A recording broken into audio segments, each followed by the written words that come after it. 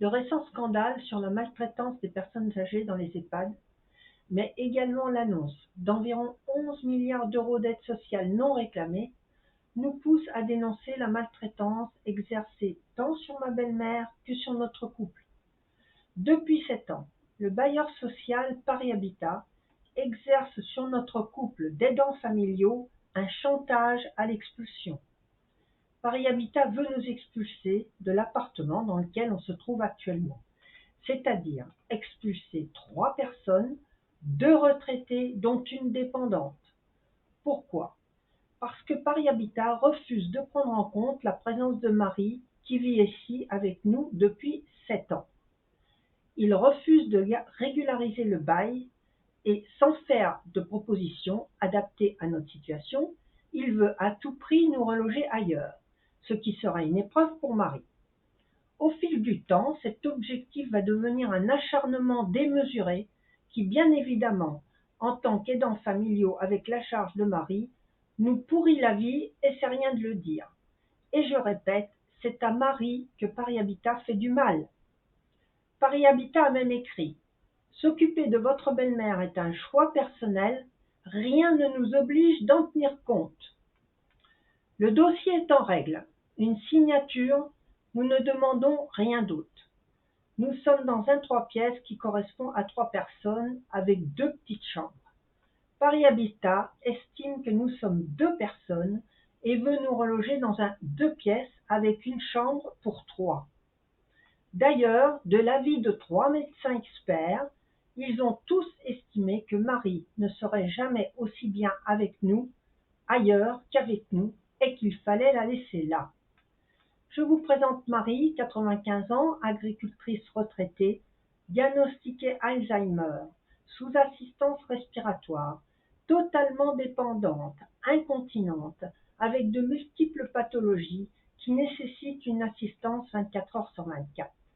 Elle est en GIR 2, nous sommes seuls à nous en occuper sans aucune autre aide. Donc on s'en occupe 24 heures sur 24 sans aucun répit depuis 7 ans. Isolée et maltraitée en Saône-et-Loire, en 2015, Marie a demandé à son dernier fils Hervé de venir vivre avec lui à Paris, ce que j'ai accepté.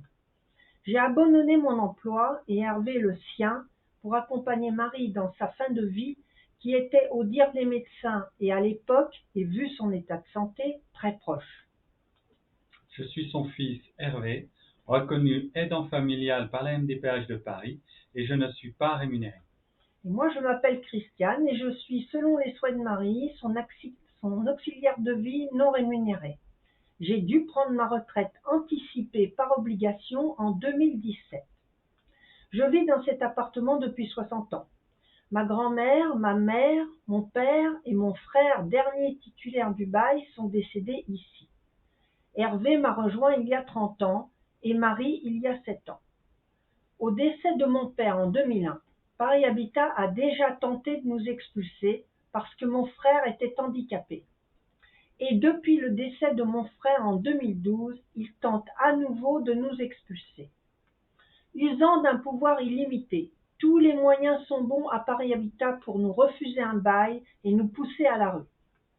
Nous allons passer sur les détails que Paris Habitat nous fait subir depuis 7 ans, mais pour ce qui concerne Marie, Paris Habitat nous a demandé une foule de documents, et notamment des certificats médicaux certifiant qu'elle était en siège roulant.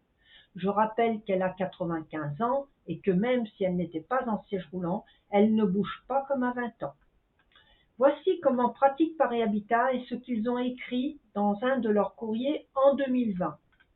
À titre exceptionnel, Paris Habitat a toutefois accepté de mettre en œuvre une solution alternative à l'expulsion par un relogement sur son patrimoine, sous réserve bien entendu du respect des règles inhérentes à l'attribution d'un logement social. Entre 2019 et 2020, voici les 3 propositions que les assistantes sociales présentes à chaque visite ont jugées inappropriées. Un logement au 7e étage dont l'ascenseur accessible après une volée de 20 marches ne pouvait contenir que 2 personnes debout. Puis un autre logement où le lit médicalisé ne rentrait pas dans l'appartement et dont le loyer dépassait ma retraite. Et enfin, un petit 2 pièces avec une chambre de 9 mètres carrés, taille d'une cellule de prison, pour 3 personnes, où le lit médicalisé ne rentrait pas, ni dans l'appartement, ni dans la chambre. Paris Habitat écrira ensuite: vous avez refusé toutes nos propositions, alors on vous expulse. Et depuis, pas de réponse et surtout pas de régularisation. On se demande également comment une commission d'attribution aurait pu donner son accord à de telles propositions. À noter également que les enquêtes sur l'occupation du parc social, OPS, qui nous sont adressées tous les ans, sont au nom de mon frère décédé il y a 10 ans. Elles sont fausses malgré les mises à jour de notre part. À ce rythme, on peut continuer à construire des logements sociaux puisqu'il n'est pas tenu compte de l'occupation réelle des logements. Au sujet du loyer, Paris Habitat nous demande de payer une indemnité d'occupation auquel ils ajoutent une majoration de 30%, et ce, à partir de quittances établies au nom de mon frère décédé il y a 10 ans. C'est-à-dire qu'on paye plus cher qu'un loyer sans avoir de reçu en échange. Les chèques sont à mon nom, ils ne correspondent pas au nom de la quittance, ce qui nous cause de graves problèmes, puisqu'on paye depuis 10 ans au nom d'un mort. Une fois payé, nous avons un reste à vivre de moins de 200 € par mois pour 3 personnes. Les conséquences de ne pas avoir de bail sont multiples. Nous ne sommes pas dans les cases, ce qui nous rend invisibles aux yeux de la société. Nous n'avons pas de suivi social, nous n'avons droit à aucune aide sociale. Donc nous réclamons ces aides sociales auxquelles nous avons droit, mais qui ne nous sont pas données. Et on voudrait savoir pourquoi. Sur les aides très importantes qui ont été mises en place pendant le Covid, nous avons eu 0 centime. C'est difficile d'entendre que des milliards d'euros sont distribués et qu'en ce qui nous concerne, elles nous passent sous le nez. Y a-t-il un problème? Serait-ce une discrimination? Pas de bail, pas d'aide.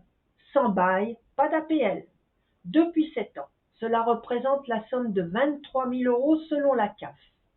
Sur ces 23 000 €, pour protéger Marie et éviter une expulsion, on s'est endetté de 10 000 € que nous avons versés à Paris Habitat. Mais les années passent, Paris Habitat ne régularise toujours pas notre situation. Ce montant des APL remonte et s'élève à ce jour à 13 000 €. Paris Habitat, à tort, considère cette somme comme une dette de loyer dont il se sert à nouveau comme motif d'expulsion. Sachant que nous avons tous les trois travaillé très tôt et très durement, la question est: sommes-nous des criminels? Est-il permis et possible en France de prendre soin de ses parents vulnérables? La question est posée.